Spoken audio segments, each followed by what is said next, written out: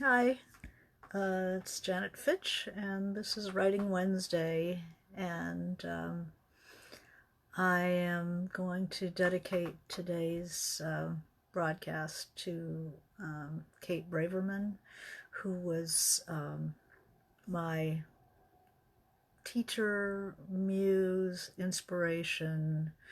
Um, she was an American author who died last Sunday night. She passed away in her sleep in Santa Fe, New Mexico, where she had lived for a number of years. And I just wanted to talk about Kate. Um, I can talk about her as, let me turn this up a little bit. Oh, that's the ringtone. We don't need that.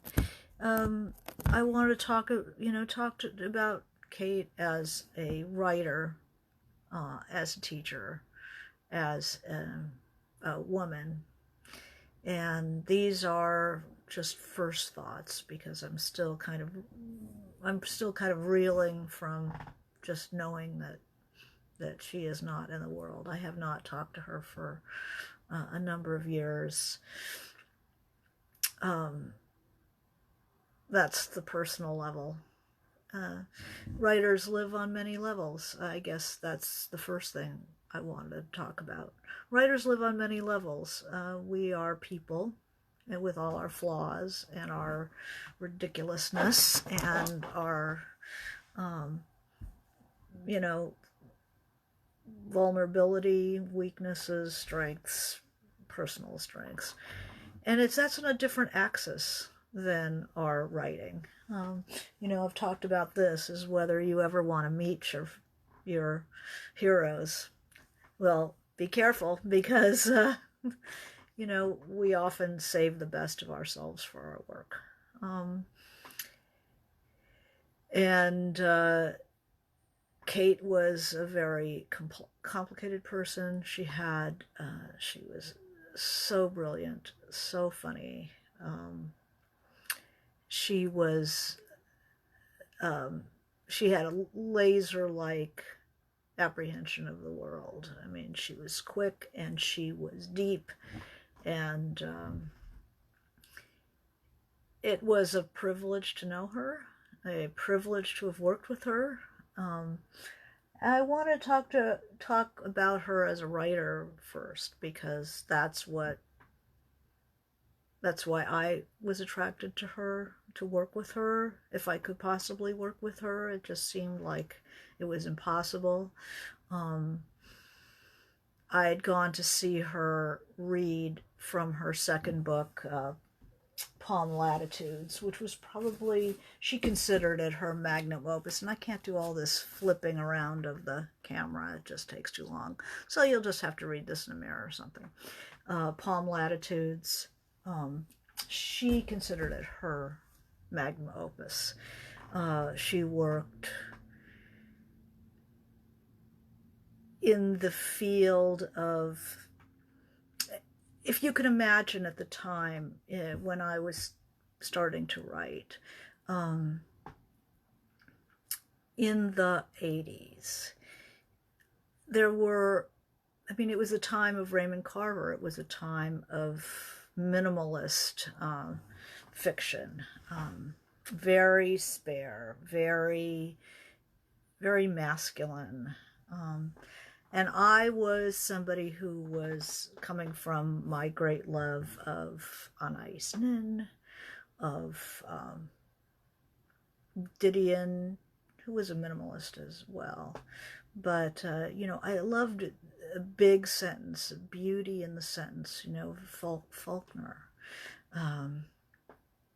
drama, lushness of exploration in the sentence, and beauty. Beauty was out of style. People didn't do beauty. It was like in art, if you did representational art during the period of great minimalism, you were passé. You were not, considered serious.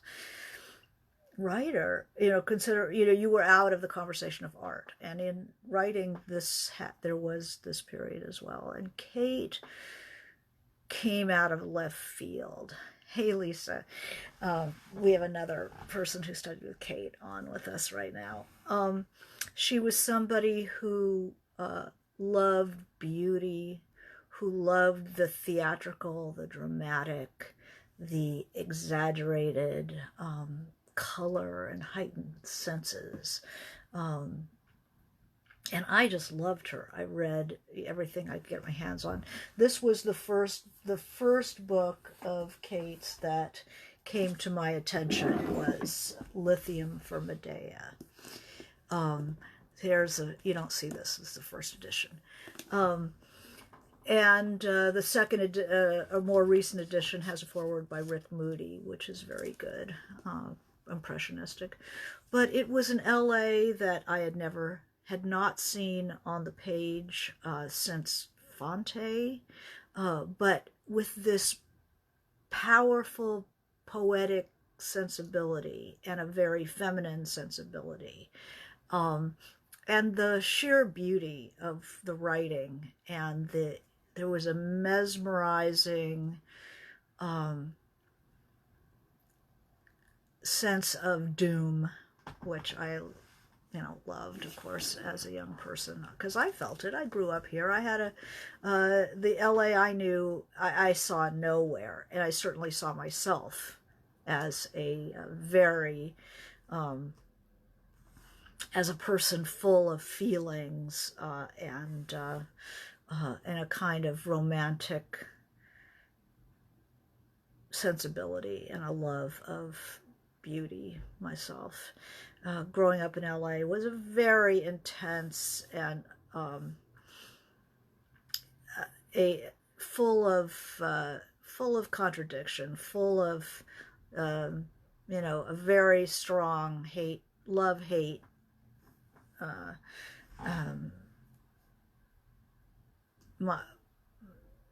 attachment to Los Angeles. I fled when I was 17, but I certainly read Braverman and returned as Kate did.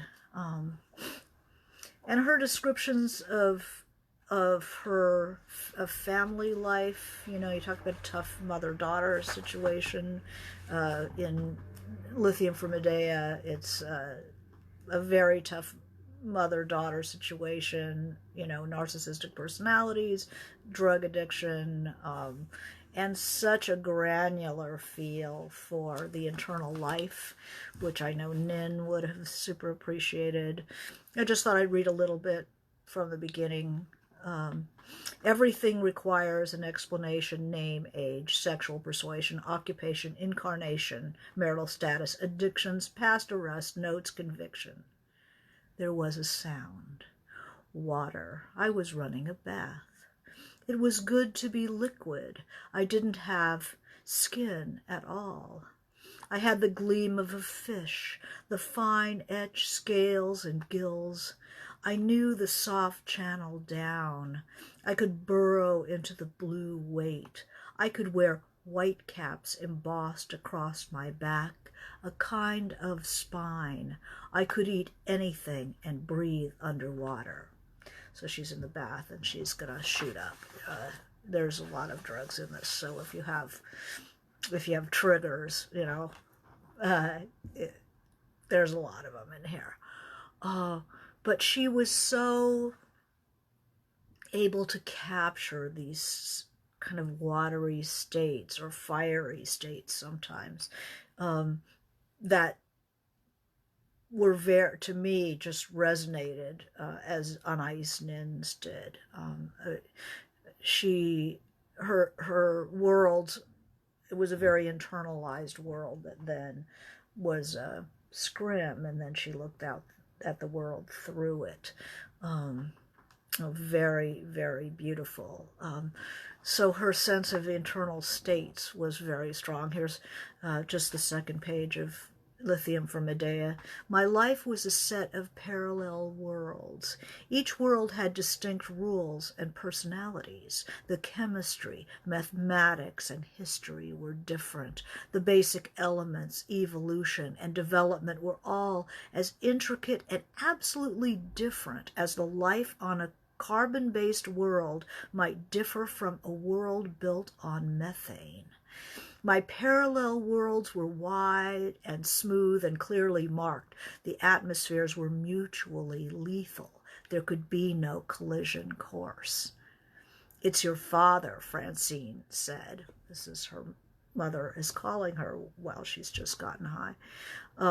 She let it sit there a long time. He's sick. She paused again. He's going to be in the hospital in the morning. Cancer. I'd been holding the syringe. I put the needle down. Bingo, and bad. So as a writer, here's a move that you can use all day long. I'll see how there's this whole world where we're considering that the parts of ourselves are mutually incompatible. And then there's a phone call, and there's mother on the phone. So you don't need to do pages and pages. It can go back and forth between a real-time dialogue scene and that great internal. And you know, you can read Kate and see the moves that she made. Unbelievable. But the thing about her is that she would make a statement like that. My life was a series of parallel worlds, but she wouldn't ever stop there. She would unpack it, like what's really in there. Each world had distinct rules and personalities. Well, let's say more about that. So often the world of her literature is about unpacking these statements that she would make, a categorical statement, and then like what else is in there. This is such beautiful writing, and beautiful about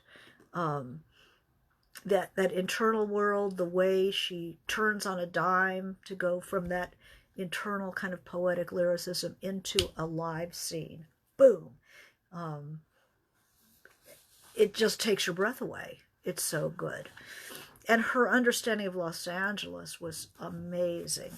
And here is the beginning of chapter 4, where she talks about old Venice Beach. And Venice Beach now is, people say it's become Silicon Beach, because a lot of like Google and stuff are having campuses out there and they're buying up. But for years, Venice has become very spiffy. And this is the LA that I remembered when Venice was shitty, when there were old mattresses out by the canals where there was still oil being pumped on the beach. It was the beat era. And there's a lot of the beat era in this novel. So cut west down side streets, hardly seeing the road, running through stop signs and red lights to the ragged western fringe. Look at these verbs. The ragged western fringe of Los Angeles, called Venice, where I live. Here the city stops in its white cement sprawl, its hunger to engulf the whole earth under tons of trucked-in concrete. Here, in the lap of the blind, blue-eyed Pacific, Los Angeles is stopped dead by the sheer liquid cliffs of the sea. Here the trail ends. After Death Valley and Donner Pass, there is only this last precarious oasis. And it just goes on from there. Do you know the place you live and write? The place you've set your novel, the place you've set your story that deeply, where you can make these big statements about it? You should explore that. So Lithium from Medea drew me to her. Oh my God. And I was dying to work with her. But she only took people who had done a weekend workshop with her and then would call out who she wanted to work with privately, and invited me to join that private workshop. I was lucky. I worked with her for 2 years. But the combination of who she was as a teacher, who she was as a writer, and who she was as a person. I mean, that there were three different axes, but they all influenced me.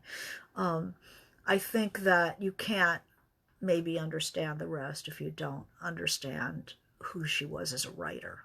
So we always start with what people created. You read all of their work and then you read the biography. You don't start out by reading the biography. It's like you have to encounter who they were. Yeah, isn't that beautiful? Palm latitudes. So Lithium for Medea, the dying father, the two unbelievable boyfriends, the drug addiction, LA at its most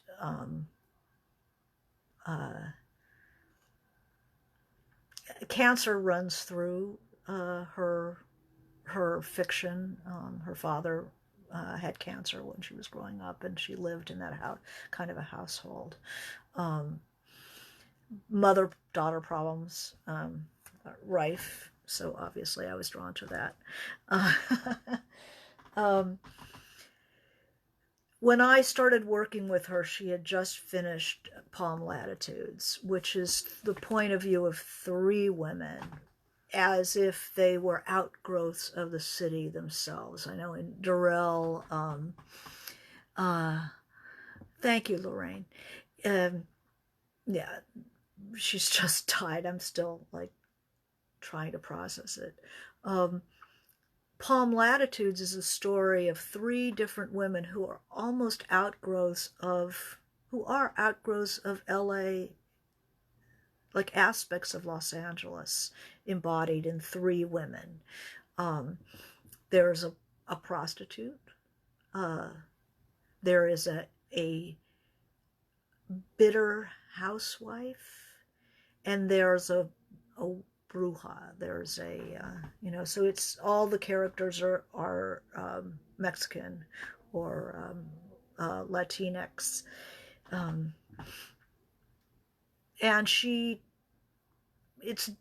Durrell said that his characters were like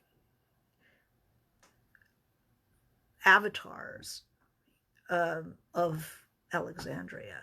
The city bore these people, and these people carry aspects of the city with them, that we are all children of the place that we came from and explicate the place we came from. And the three characters of Palm Latitudes, very distinct voices, very distinct experiences.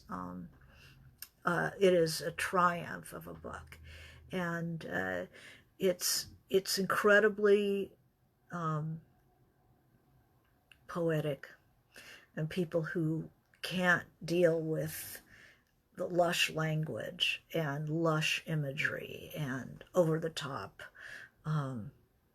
poetics have maybe it's not for the minimalist, but if you like that stuff, you'll really like it, and you will really like Palm Latitudes. What an amazing book it was. She was very categorical, and she was very extreme.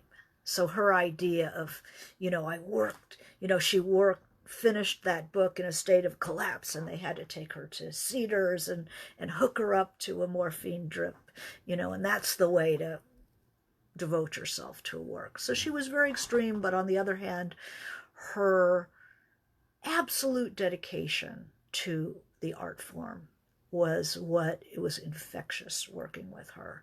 She was somebody who had, to say that she had no patience with the mediocre was not even to begin to describe it. She thought mediocrity was evil and should be stamped out. She was not generous towards your struggle. Only if you were able to produce something worthy of the language did you get any approval. And her approval was as intense as her disapproval. I mean, she would just praise you to the skies if you came up with something, especially beautiful language, something new, something exciting formally or in the language. You knew when you hit it and you knew when you didn't hit it, because she would beat you to crap.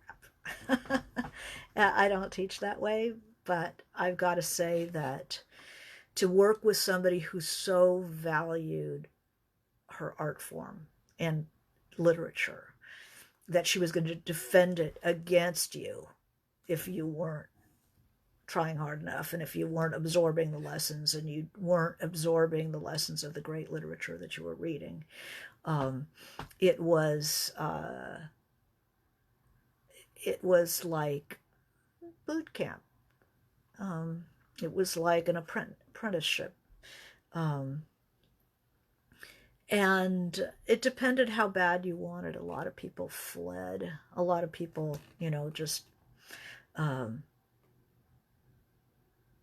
they didn't want to get into the bull ring. And, I can certainly understand it. But I would have been gored by that bull a million times if I was able to learn the things that she taught. And she taught it was like throwing Mardi Gras beads off a float, that it was, those beads were coming in and you grabbed them and did what you could with them. It was just beautiful, harrowing, intense. It was like a religious, it was like a religious inculcation that you had to shave your head and be willing to be willing to have somebody screaming in your ear or beating you up or whatever to get to the next phase. And I was absolutely willing to do that, because this was beauty. This was, every single person in that workshop had a certain sound, because she was a poet, and she so valued the poetics of language, which is something that you don't see a lot in workshop. I see a lot of workmanlike stories and workmanlike sentences, but to have it demanded of you that the writing itself had to be glorious, sentence by sentence, word choice by word choice, and be held to that standard. It was like going into her workshop. You're used to jumping over a fence like this, and then somebody lifts the bar, say, okay, you can jump this, now jump that 6 feet, 7 feet. That's what you need to do. And you keep trying, bloodied and bruised, and you pick yourself up and you run at it again. And sometimes you get over, and more and more, more and more. It's a muscle, and you strengthen it. That concern for writing, like that was her highest praise, was to say, that's real writing. And her if you weren't doing that well on the sentence level, she would say stuff like, what did you do? Fax that in? Well, just it such disdain for your lack of reverence for your art form. I would never be able to teach that way. It was pretty harsh.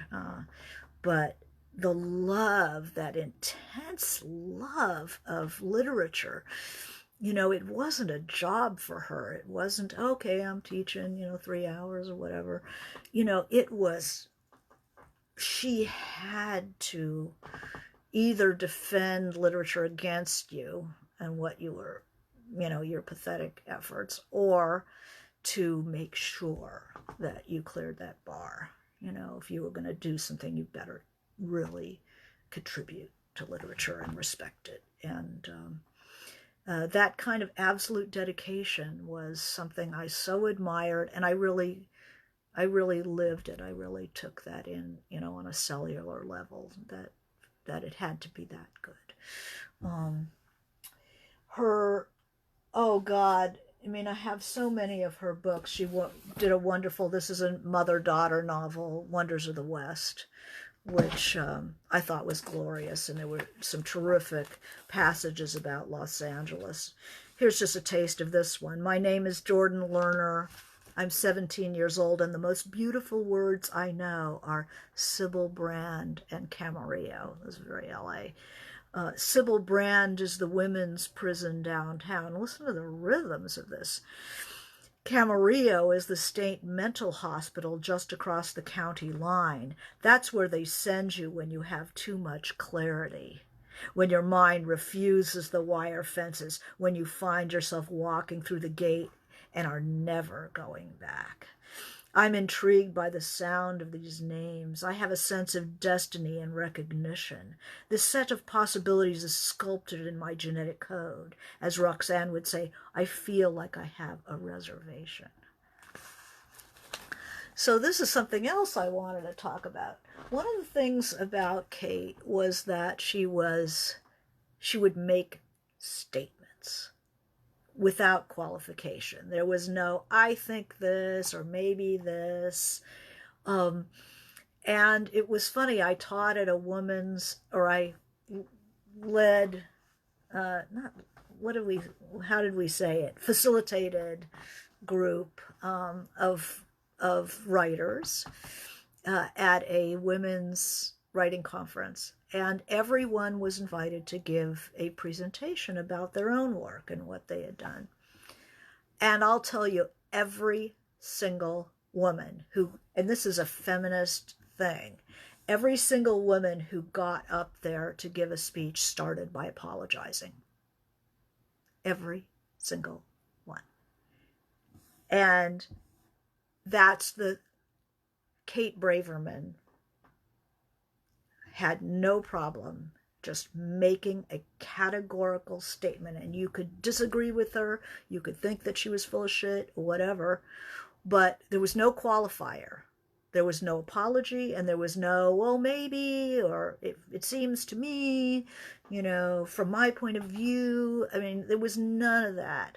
And while this can be a really irritating feature maybe in a person you're living with, who just can't see other people's points of view, but in an artist, to have absolute faith in your own vision of the world, that is a really important part, to be that passionate about what you think, and that clear about what you think, and that sure of what you think. That makes for the strength of the writing and the strength of the vision. And it's very hard if you're somebody who sees everybody's points of view. But at some point you have to have some conviction as well. And I think that's one thing that I got from Kate, is I don't apologize for my opinions. I don't apologize for the strength with which I hold those opinions. I don't apologize when I start a speech and I challenged, and there's somebody who was there who's watching right now, hey, who knows how strongly I feel about this, especially women. Apologize for having opinions. Oh, it seems that, or maybe, in my experience, blah, blah, blah, No, try to have an opinion and just come out and have it. The strength of the expression is part of your strength as an artist. And, if you're a good human being, your opinion might be fair, or later statements could say what other people's points of view to be, but you you know, you have to have that positive sense of your own vision. So Kate had absolute confidence in these, you know, her conception of her faith in the world. That, and you see it in the work. This is the way it is. And I'll unpack that and tell you how and why. So, Wonders of the West, she had several short story collections. Squandering the Blue was a remarkable short story collection. If you want to start, if you haven't read her and maybe want to start with some short pieces, Tall Tales from Mekong Delta in Squandering the Blue won all kinds of prizes. It was in Best American. It was, it's in the Norton Anthology of Short Fiction. I mean, it's a major short story. And it's all about how different people's, the voice, the tone, the diction in the dialogue explicates character. So this is, we have the main character is going to an AA meeting, and it has a wonderfully rhythmic description of what this character is wearing, and there's a certain pace to it.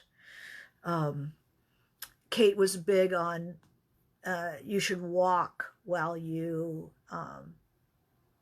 talk, while the characters talk. So you get a certain rhythm, physical rhythm, and have them doing something. So this character is, there's a lot of sentences, starts she had, she was, she had, she was. She was walking, so she's going to an AA meeting. She was walking across the parking lot bordering a city. This is Tall Tales from the Mekong Delta, one of her wonderful, glorious stories. She was walking across a parking lot bordering a city park in West Hollywood. She was carrying cookies for the AA meeting. This is also very Didion.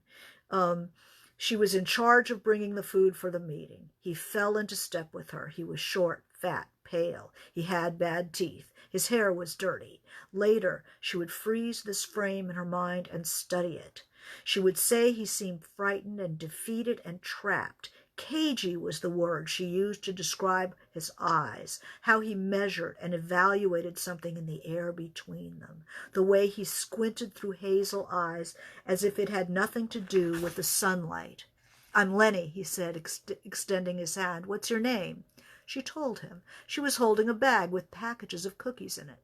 After the meeting, she had an appointment with her psychiatrist, then a manicure. She kept walking. "You're a teacher. You look like a teacher," he said. "I'm a writer," she told him. "I teach creative writing." "You look like a teacher," Lenny said. "I'm not a teacher," she told him. She was annoyed. "Okay, you're a writer, and you're bad. You're one of those bad girls from Beverly Hills. I've had my eye on you," Lenny said. Oh, do you hear Stone? Robert Stone, another hero. And I know for Kate as well.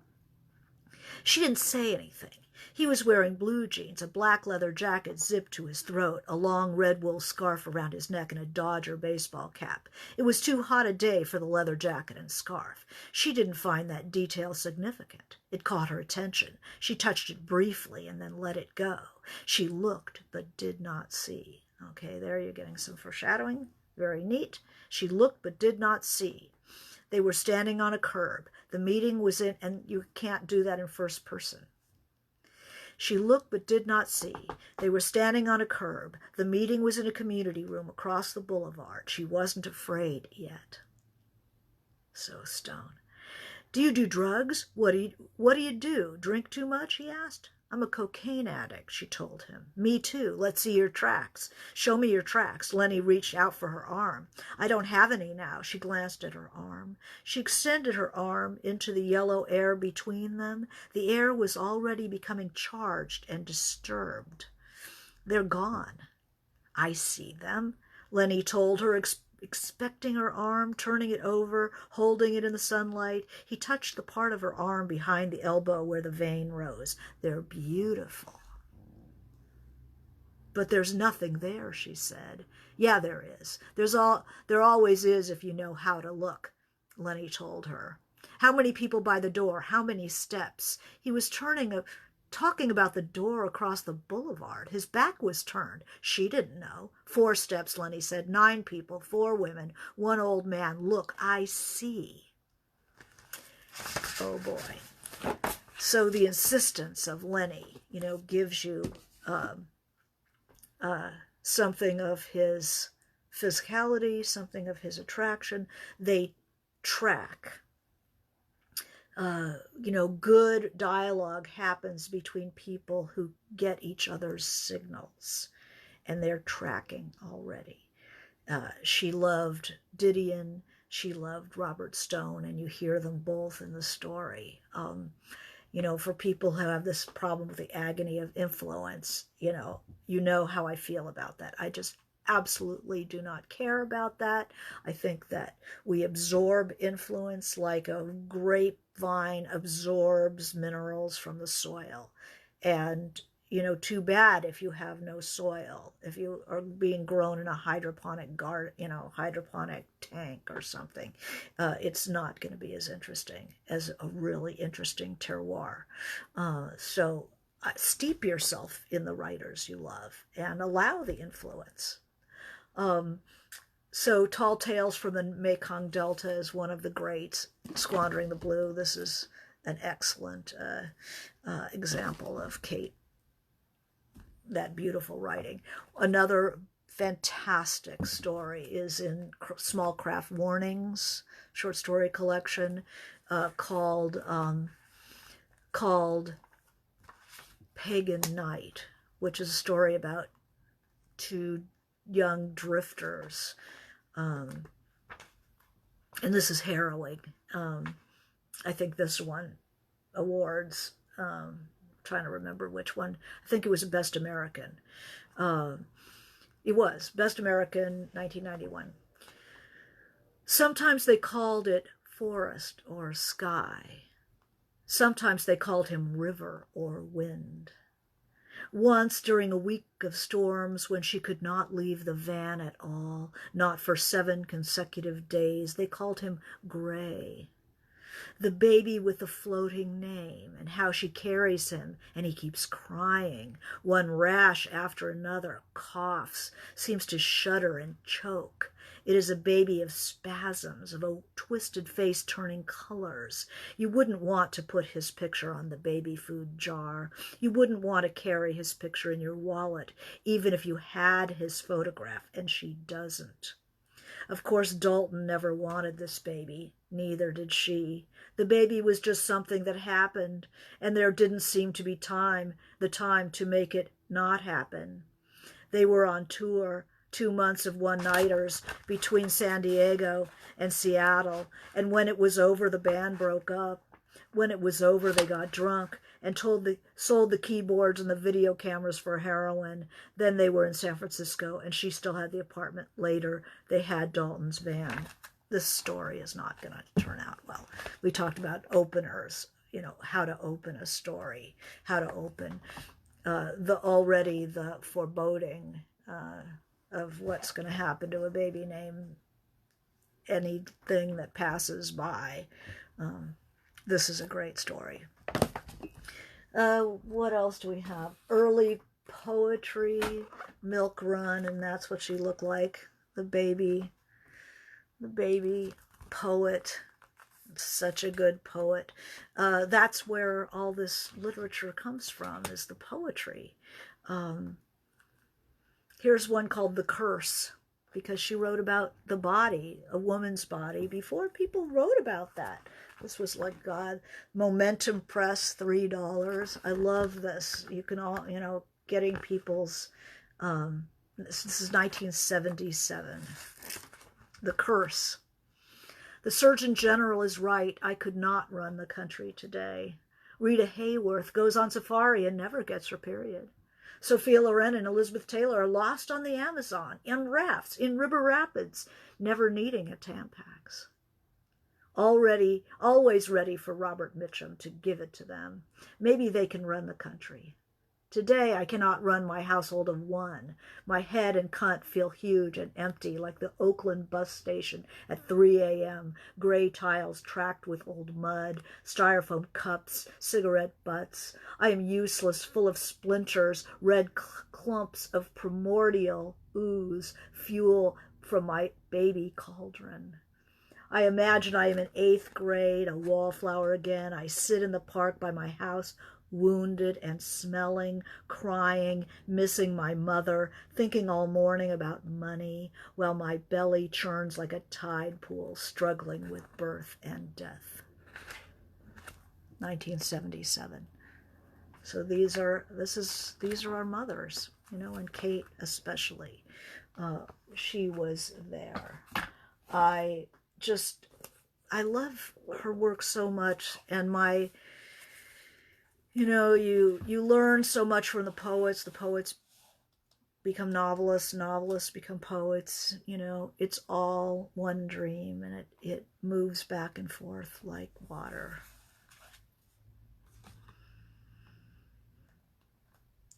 She thought a lot about climates and border crossings and liminal spaces. Her LA was the LA of side yards and chain link fences, small, dumpy bungalows and dry, and rats in the palm trees, and the collision between illusion and reality, the unused spaces. It is all one dream, all of these books. This is one vast dream. Here's a poem called Clockman, Lullaby for Sinners. I think it's her best book of poetry. Clockman. I have a certain appreciation for precision and grace. I never really liked this face, an amputation, a graft, a new combination functional in all climes. A known geometry, you sit behind me. It is by chance that I am here, attracted by your neon sign. Old slides, card tricks, dice, monograms made to order, your own initials, if preferred, time, travel permits. Vitamin E, forged documents. Complete personality kits. Shall I assemble mine now? You will have to write in Braille. I am verbal but limited by events beyond concise detail. One torn paper parasol lying on a lawn. Quiet streets, afternoon, an old woman sweeping a porch. I seem to have lost my gloves. There was a storm this morning. I knitted my son a sweater. Once I watched a spaceship land. I keep a collection of rare, fine fevers. I know perfectly well what you mean. Do you want me to scream? Clockman, cutting on the dotted line. See, I brought mine.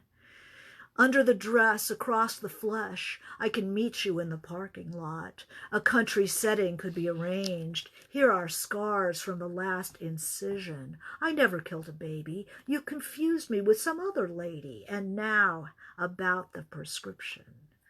Sunlight striking cement still seems more delicate than snow. The sky is uneventful, my fists healing well. When the bandages are removed, symmetry improved, then will I have to leave? Clockman, you sit behind me, cartographer, director of expeditions. I have kept nothing hidden. Witness this exorcism exhibition. I, a one-woman show, Monday, Wednesday, Friday, 1:15 to 2. So, scars, secrets, this kind of a doomed attraction to the neon sign that is this guy. The themes emerge, even then.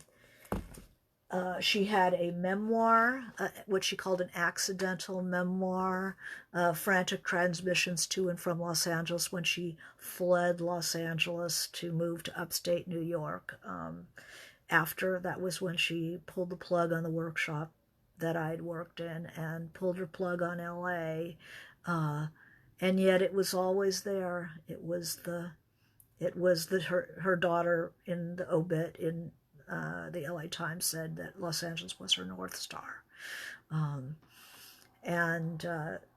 So she wrote about her going to upstate New York, and talks about her heritage as a Jew, and that nothing was the way it is in the movies. It was always something else. She talks about her neighbors in New York wondering how you're going to fare in your first winter in New York. And, she was saying, I come from a place of catastrophic weather, that Los Angeles isn't the postcard that you think it is, and that we're going to do just fine. So that was a very, an unexpected production for her, was to talk directly.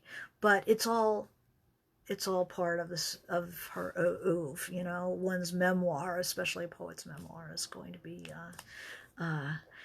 telling much more about themselves as a writer, and this dream that they've collected. Hurricane Warnings, another wonderful book of poetry where she has an iconic poem called Some Women. And she loved, there was an exercise that she had all of her students do, and we all have this in our bones. Some women do this, some women do that. And I've certainly done pages and pages of Some Women. And here's the poem that it comes from. Some Women, from Hurricane Warnings, which was 1987. And I love seeing the places where poems and short stories were published in their day. These journals that are kind of legendary now that don't exist anymore. The only one that I recognize that still exists is Ziziva. Alcatraz, Baki, a lot of her poems in Baki, Electrum, Invisible City, Momentum, Orpheus, and Ziziva. So cheers, Ziziva, you survived. You survived it all. But this is Some Women. Some women are born to sin. It's a calling like the cloth or politics. You hear the plath in there. A certain sensibility, a kind of music. Church bells, brass lamps, wallpaper with a small floral print. They save postcards from European cathedrals, towel dry their hair, paint their toenails. There's never enough light. And the wind, a subtle, anxious presence about to break in. And the clerk's cousin on 3rd Street was raped last week. Such women have names like Sharon, Linda, Marianne. They change them, give themselves extravagant spellings, invent relatives blatant with prosperity. They find themselves living with alcoholics who beat them. They wait for the police, the hospital to call. It's always midnight, burglar alarms, almost winter. Clouds are white as lace, and lace, it seems, was once important. Some women believe in love. They move slow. They are vanishing like the buffalo. You see them across the room. Their eyes are bruised, saying, use me, get a stick, go in deep and sharp. I have nothing left to give but the truth. They wear too much cologne. Their voices are tropical, moist palms, metallic green insects, something hot, unpaid for, pagan, and it goes on. So it's an incantation. And she was that kind of bardic poet that operates off of sound, and we have slam poets now. We had Anne Waldman, who did it in the East Village. The incantation was very much a part of her tradition, and she inhabited it. And actually, her final novel was The Incantation of Frida Kay, which was absolutely glorious. She posits a fictional Frida Kahlo dying, hooked up on morphine, and I loved it in the same way that I loved Joyce Carol Oates' Blonde. It might not be the historical Frida. I know a lot of Frida aficionados went nuts when this book came out because it really posits a certain woman high on morphine at the end of her life, and it was really a Kate Braverman creation. And yet I believed it, as I believed it had a picture of the Rivera Kahlo marriage that I actually believed was I believed in the truth of the picture that Braverman created in this book, which was, it's highly poetic. But she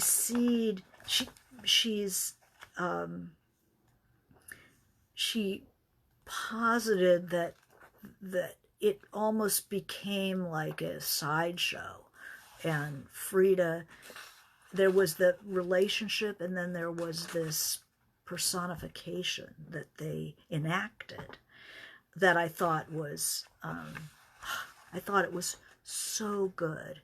And then the wound of the difference between the intimacy of a real relationship and then this pantomime that she posited, the relationship became such a beautiful book. Highs and lows, but amazing. And then we were lucky enough that she had a last collection published by City Lights, A Good Day for Seppuku. And it was published, and that was the right place for it. And it came out last year. So she was able to see the publication of these stories, uncollected stories from, from all over the place. San Francisco Noir, Mississippi Review, Connotation Press, Carve Magazine, the Carver Magazine, and it was an editor's choice, and McSweeney's, Best of McSweeney's. And I'm just going to read a tiny bit of my favorite story in this, Women of the Ports, which will remind you a little bit of the Puta de la Luna in Palm Latitudes. The Women of the Ports. Sorry, I misspoke. This is about a friendship between grown women, which is the first of its kind I had seen. A lot of these stories in the last book have an element of reconciliation in them that were, it was nowhere in any of her other work. These are really interesting stories. If you followed her journey, you see there's an element of reconciliation and forgiveness in this that just surprised the hell out of me. And this is about two friends, adult friends. It's instead of mother-daughter, there's a lot of mother-daughter, but the protagonist is now the mother. And then relationships between adults, which is very interesting. So this is this friendship. They meet at irregular intervals at Fisherman's Wharf. This is the neutral zone, the landscape of perpetual, unmolested childhood, where the carousel spins in predictable orbit and the original primitive neon alphabet does not deviate. Some hieroglyphics are permanent and intelligible in all hemispheres and dialects. No translation is necessary. The carousel doesn't require calculus, rehab, or absolution. No complications with immigration or the IRS. Just buy a tokens. She phones Clarissa. I'm here, she announces. At the wharf, Clarissa must clarify the conditions. Anemic waves and corn dogs that give you cancer. Immigrants catching perch so full of mercury they explode as they reel them in, she reports. What color is the water? Clarissa asks precisely. Last-ditch leukemia, IV drip blue, she decides. Half an hour, Clarissa assures her, I'm coming. They meet episodically. Conventional friendship with its narrative of consensual commitments has proved too intimate and demanding. Between them are houses, husbands dead or divorced, and children known only by anecdote and photograph. Entire strata of their personal history are less than footnotes, decades past when they were driftwood to one another, or vessels lost at sea, or drowned stranger perhaps. Why bother? And yet they come together. So this is a very special book, and the most recent and the easiest to get a hold of. So that's sort of her whole oeuvre. Oh, there's another poetry book, Poems from August, which I love, and you just feel her affinity towards the tropics. The Pacific is a slow,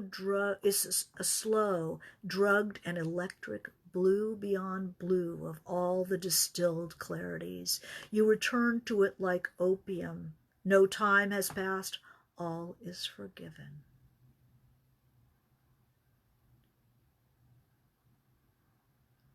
I think I'll end there. That's in the middle of the poem. So that's a beautiful poem that's called Postcard from August. So that's a nice one. So I just am going to be processing passage of Kate Braverman for the next weeks and months. But I wanted to end with a poem that she loved. She was introduced me to Anne Sexton. And I think of this poem, The Black Art, which is just does remind me of Kate and reminds me of this journey that we're on, that we're all on. The Black Art. A woman who writes feels too much, those trances and portents, as if cycles and children and islands weren't enough, as if mourners and gossips and vegetables weren't enough. She thinks she can warn the stars. A writer is essentially a spy. Dear love, I am that girl. A man who writes knows too much, such spells and fetishes, as if erections and congresses and products weren't enough, as if machines and galleons and wars were never enough. With used furniture, he makes a tree. A writer is essentially a crook. Dear love, you are that man. Never loving ourselves, hating even our shoes and our hats. We love each other. Precious, precious. Our hands are light blue and gentle. Our eyes are full of terrible confessions. But when we marry, the children leave in disgust. There is too much food and no one left over to eat up all the weird abundance. So that's Writing Wednesday, and hopefully you'll investigate Kate Braverman and her oeuvre, and we'll see you next week.